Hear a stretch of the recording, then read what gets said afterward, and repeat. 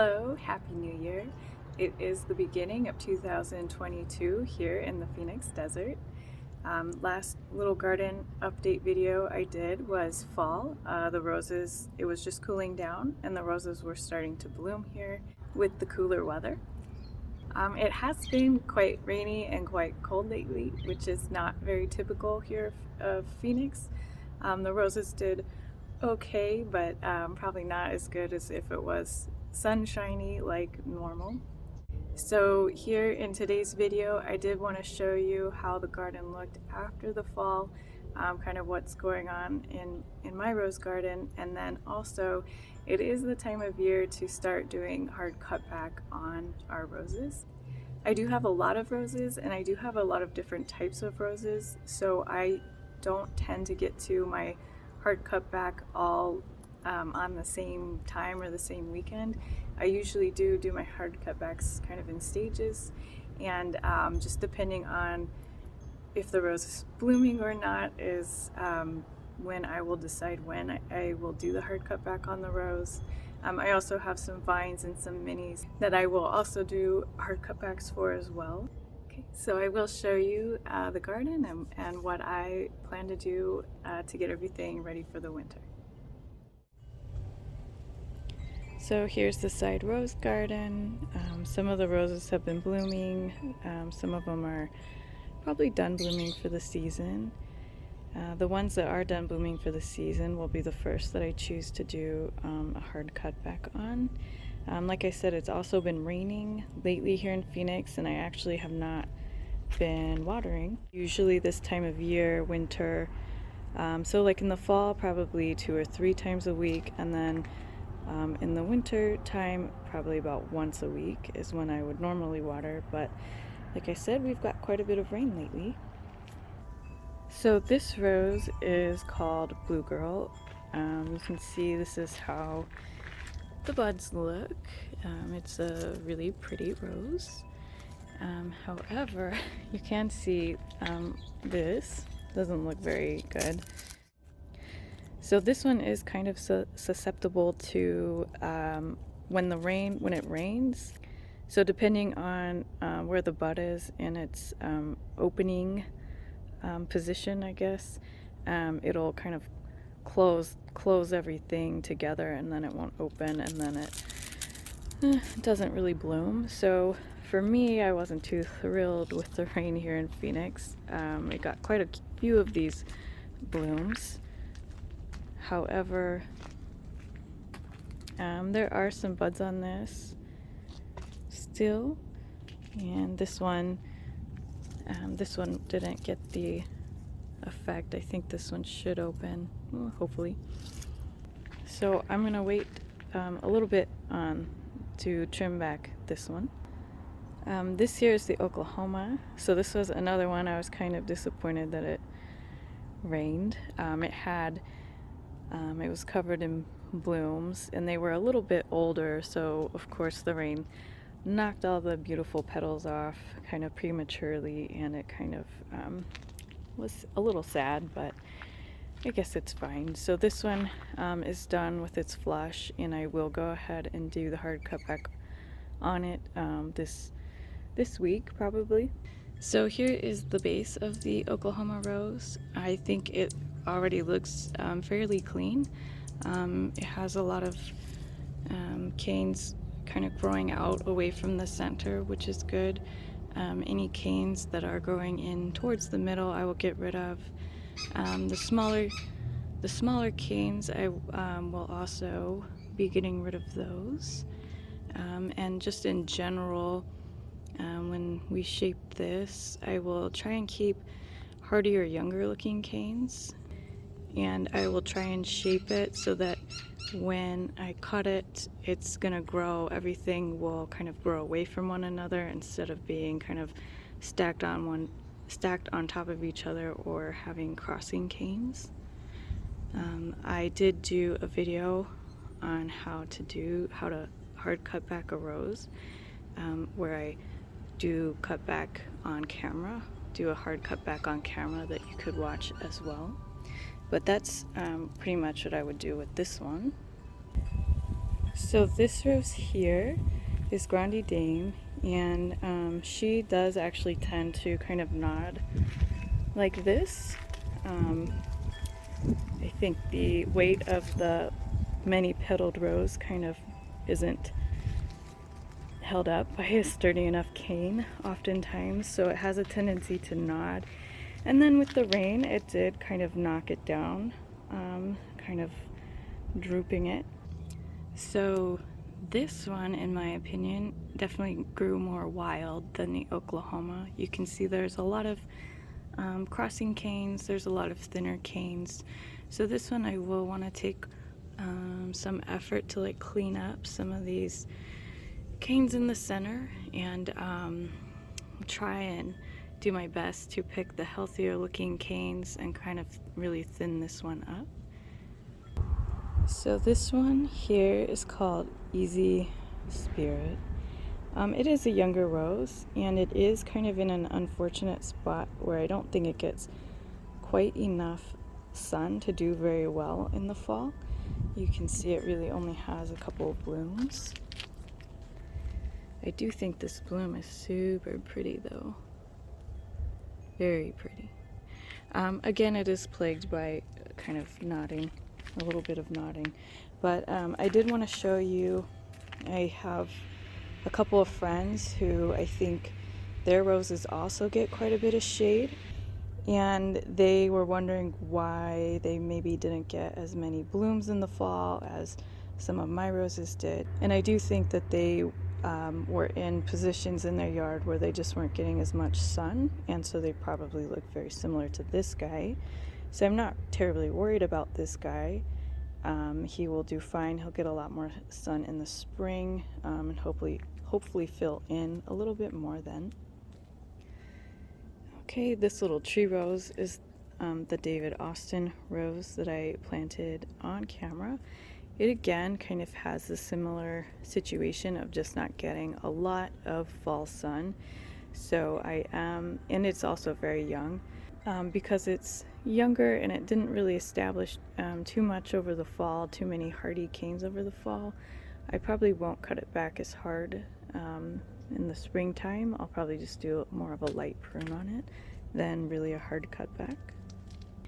So here are some of my like mini ground cover roses. The coral one on the left is a drift rose. The red one on the right is a flower carpet rose.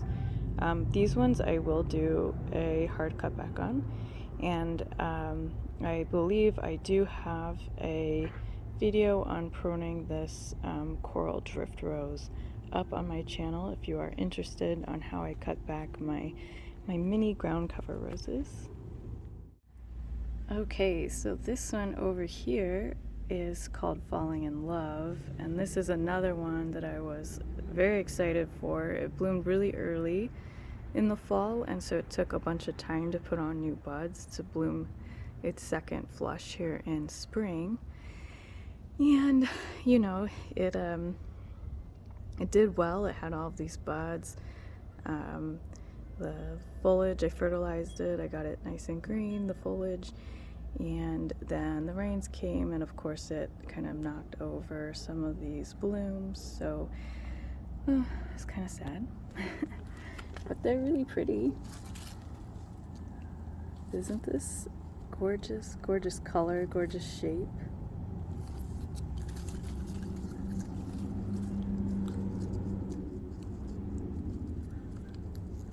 So with this one, he's got a couple more buds. I'll probably wait for those to bloom before I do a hard cut back on this guy.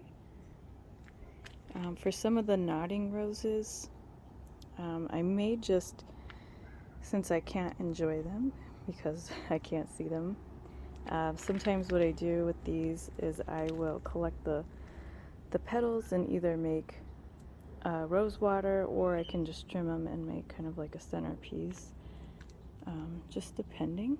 Lately here I have actually really been enjoying making rose water with the rose petals, and I think it's actually works really well just as like a spray for your face.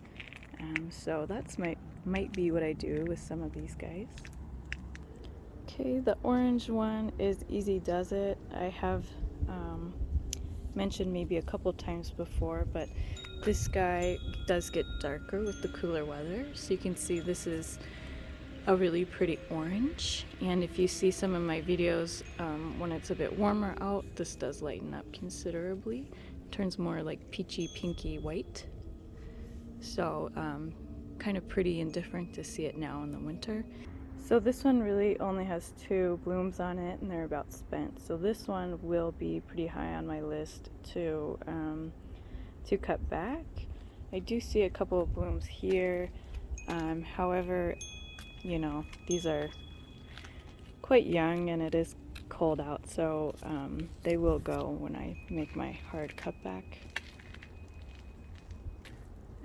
This pretty pink rose behind it, same thing. It really just has these 2 blooms on it, and so I will be doing a hard cutback on this right away. A lot of times when the roses have blooms and I do the hard cutback, I will save the roses for either a centerpiece or, yes, we can make rose water with them. But yeah, I don't like to waste blooms if the rose is blooming. But it is that time of year, so we do need to do the hard cutback. So, and I personally think the earlier you cut them back, the sooner they're going to come back in the spring, so the sooner you're going to get blooms. Okay, so this guy is, what is it? It's Joseph's coat. And this one I already did the hard cutback on. I do find with vines that I think I prefer to do the hard cutback on them a lot earlier than January because they take a lot longer to put on the new canes. But you can see here, maybe a month ago, maybe a little longer, I did the hard cutback, and you can see it is putting on a lot of new growth up there.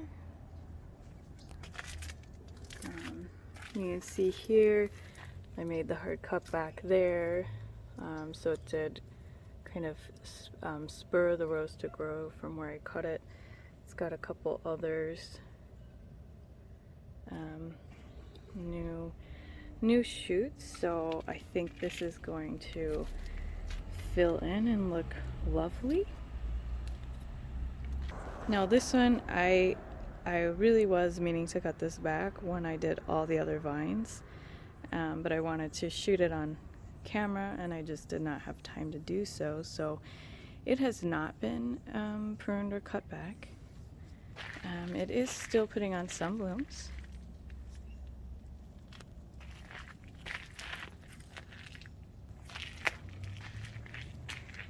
But I think that, you know, this really does need the hard cutback. And I will see, so I will do this hard cutback in the winter, and then I can compare this to the Joseph's coat and see kind of what one bloomed better, kind of performed better with the timing of the cutback. And then this little floribunda in front of it is Distant Drums. This one's done with its flush, so it will be first on the list to get a hard cutback. So it's, I guess, cousin over here. This is my other Distant Drums. Still has quite a few blooms and buds on it, so I am going to wait on this one. It'll be probably one of the last ones to get a hard cutback. And then its friend next to it. This one is a really cute mini rose. I think it's like Baby Paradise or Pink Paradise or something. You can see that it does not look like it is doing the best. This is a Sunblaze mini rose, just like my other orange and white Sunblaze roses. You can see this one just really hasn't filled in like the others. So this one, I will say, gets a lot of really direct sun in the summer, and it's also it was very small when I bought it and planted it, so it hasn't been able to like self shade itself.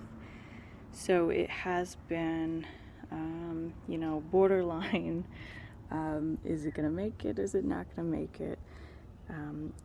last year it did fill in really well in the spring, but then again, the summer it just is a lot of direct sun on it. So this rose may benefit from me trying to give it some summer shade. That way it can just get itself established, and once it gets fuller, I think it really helps to get it self-shading itself. That way the mulch can stay and hold the water a bit more.